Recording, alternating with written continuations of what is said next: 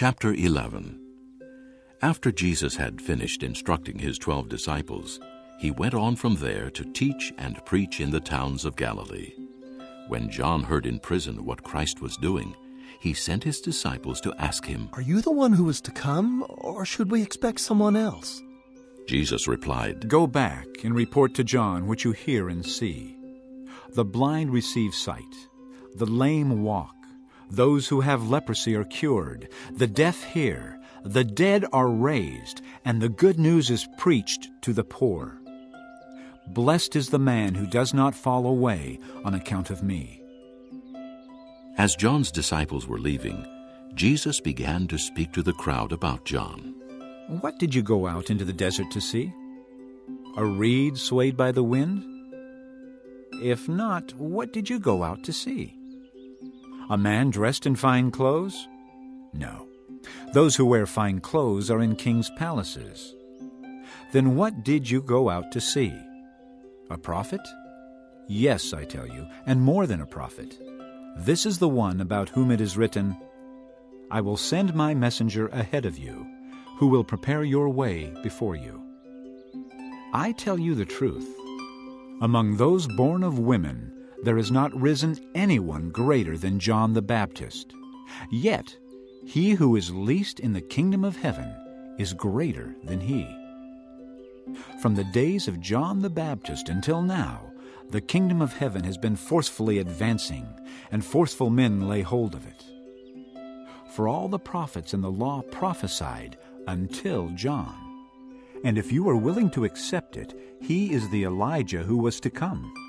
He who has ears, let him hear." To what can I compare this generation? They are like children sitting in the marketplaces and calling out to others, "We played the flute for you, and you did not dance.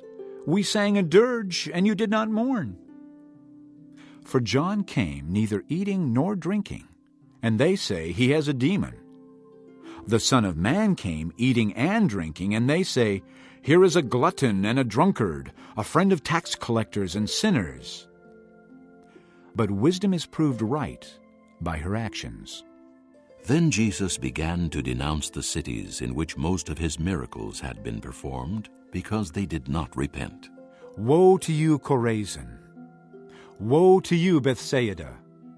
If the miracles that were performed in you had been performed in Tyre and Sidon, they would have repented long ago in sackcloth and ashes.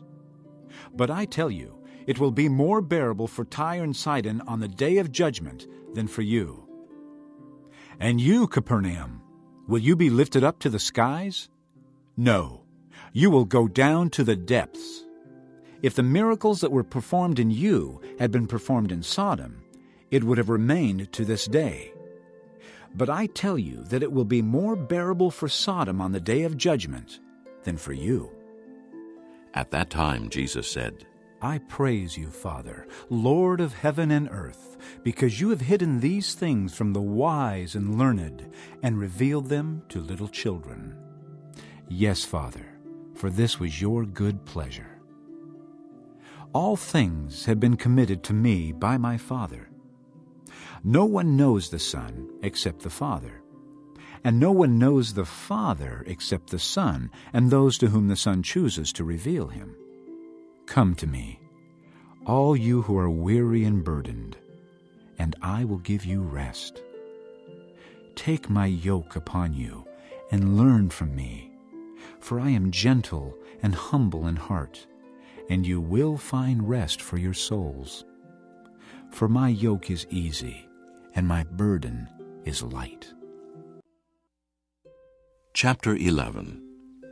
After Jesus had finished instructing his 12 disciples, he went on from there to teach and preach in the towns of Galilee. When John heard in prison what Christ was doing, he sent his disciples to ask him, "Are you the one who is